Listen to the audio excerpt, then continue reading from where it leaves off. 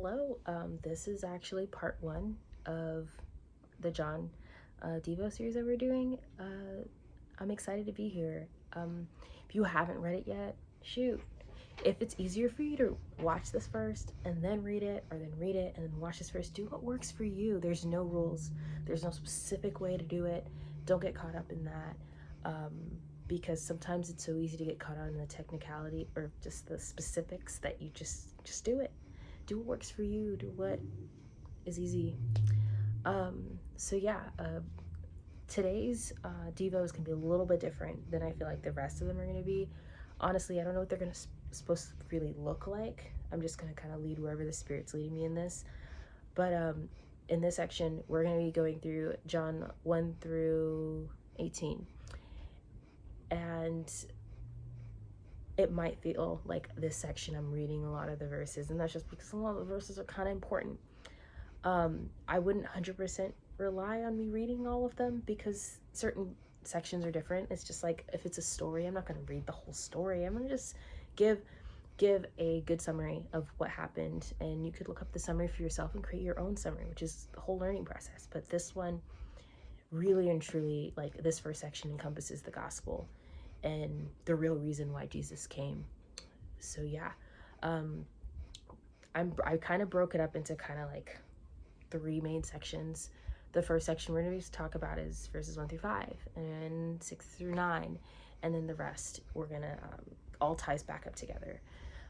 So yeah, so let's start. I'm gonna start by reading verses 1 through 5, and let's see how that goes. See where we go. In the beginning, the Word already existed. The Word was God, and the Word was with God, and the Word was God. He existed in the beginning with God. God created everything through him, and nothing was created except through him. The Word gave life to everything that was created, and his life brought through light to everyone. The light shines in the darkness, and the darkness can never be extinguished. This is like, literally, this section alone just shows you one characteristic and name of God, and that is the Word. And it's kind of weird to say, like, it's you normally you think when you're characterizing someone, like, you use something different than Word. Like, that doesn't make any sense.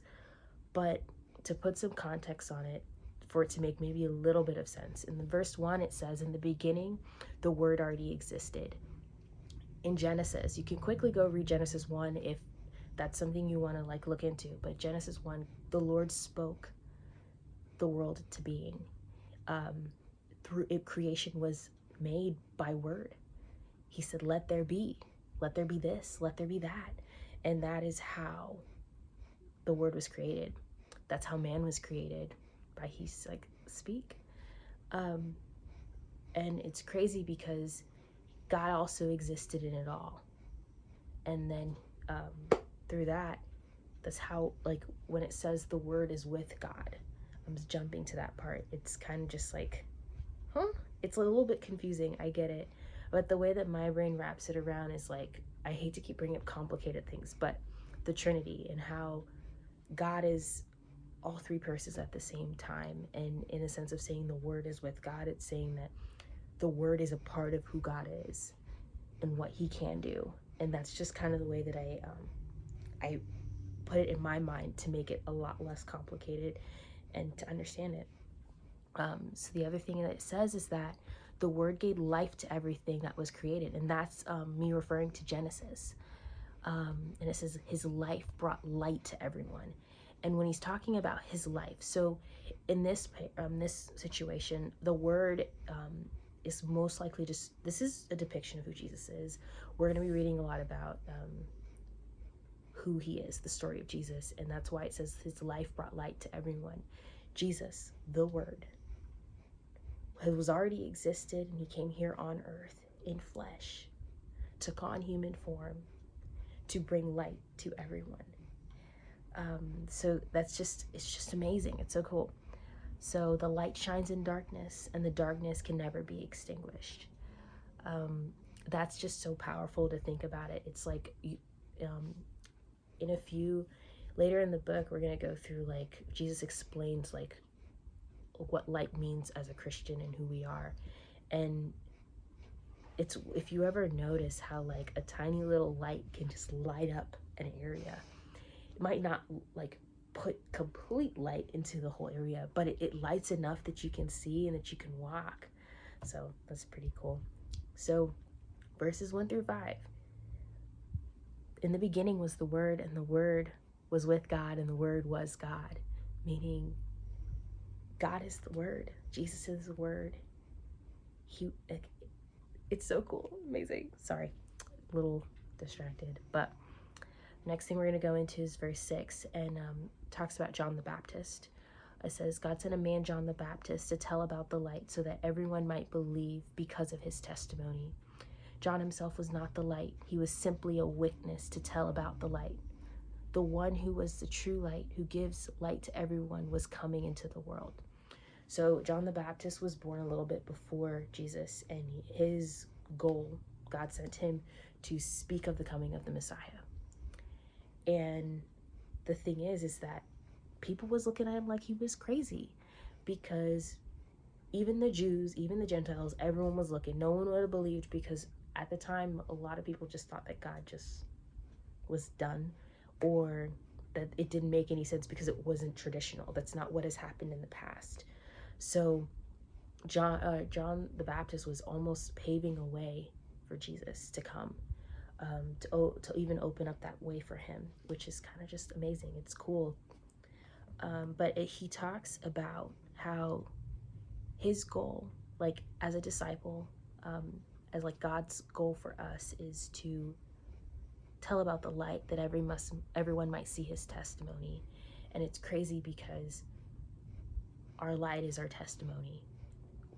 A lot of the time when the light goes dim and when we feel like we're in a rut, it's most likely because we're not walking in the way knowing that our testimony is in front of us, or is in front of us, kind of walking with us. And what I mean by that is that our testimony, where God got us from, where he's taking us and where we're going, propels us, because we will never look back to the ways that we were, but we always look forward to where we can be, knowing that we have improved. We become a better person from the time where Jesus picked us up and planted us where we are now.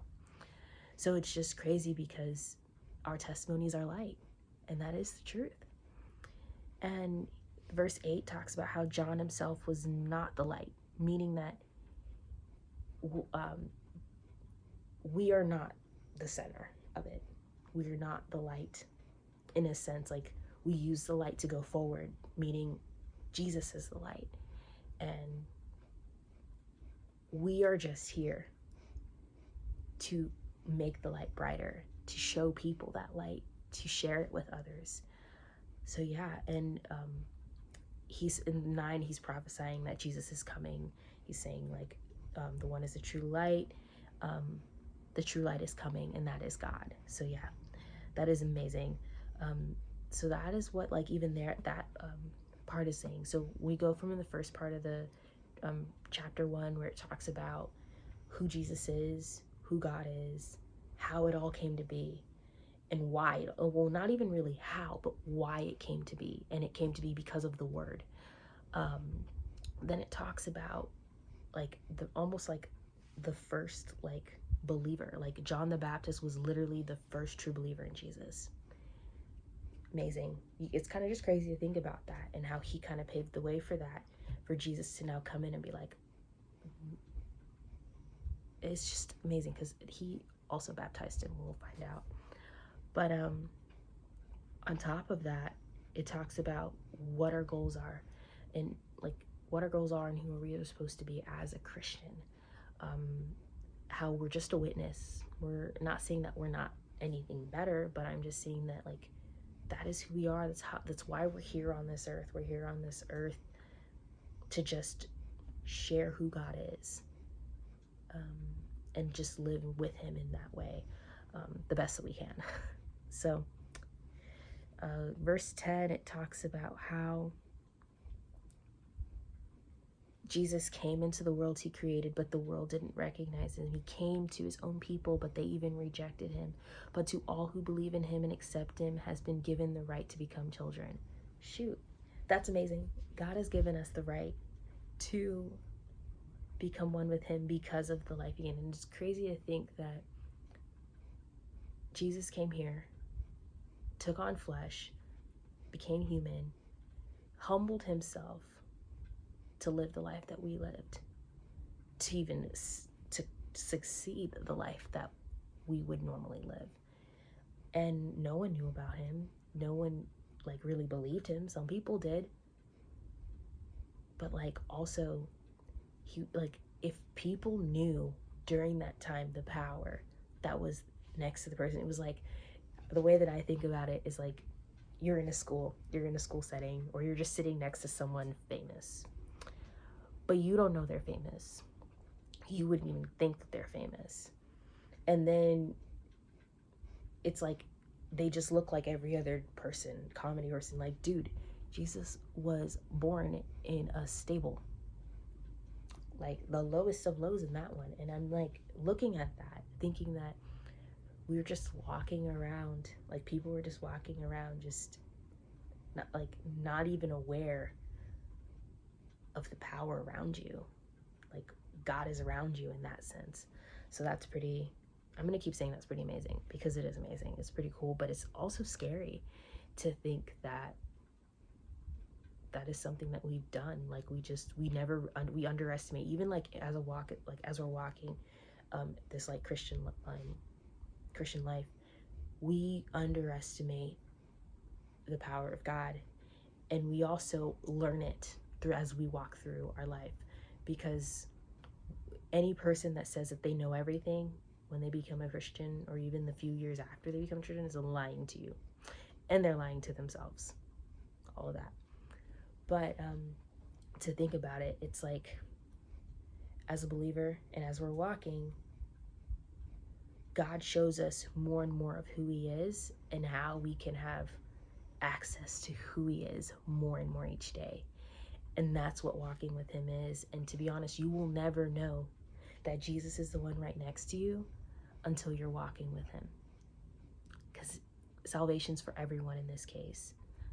Jesus is for everyone. The word is for everyone. It's, are you looking? Do you recognize that he's next to you and he's walking with you and he wants what's best for you? And that's really the takeaway that I got from this passage, is that Jesus is underestimated a lot of times. We underestimate who he is. And it's as simple as that saying as, he is the word. It doesn't make any sense, but that phrase is so powerful when you think about its past, its present, and its future in that saying. We underestimate the power of God. We underestimate who Jesus was. And I'm using them interchangeably, but as we're walking through like our walk with Christ, we always have to keep remembering that Jesus is the beginning, he is the now, and he will be the future. And if that is the case, and if that statement is true, and he is the true light that came into this world to save me and is around me now, am I recognizing the guy next to me? Am I aware of the power that God has given us to use for his glory? It's just something to think about. Think about that, like as you're walking throughout the rest of the day. Think about how you are leveraging, and I say leveraging, let me use a different word, I'm sorry. How are you taking use of Jesus in your life? How are you like maximizing your time with him so that you can now influence and use it in the things around you? How are you living your life for God? If he is your beginning, he's your beginning of a new life, and he is currently how you continue in this hard life, and he is your future, meaning he already knows what's ahead of you, and he's walking with you through that. If that is the case, how are you paying attention to the Lord? How are you paying attention to the gift that you were given, the word that you were given, the true light that you were given? So yeah, just think about that as you continue on your day. But I love you guys, and I'll see you again.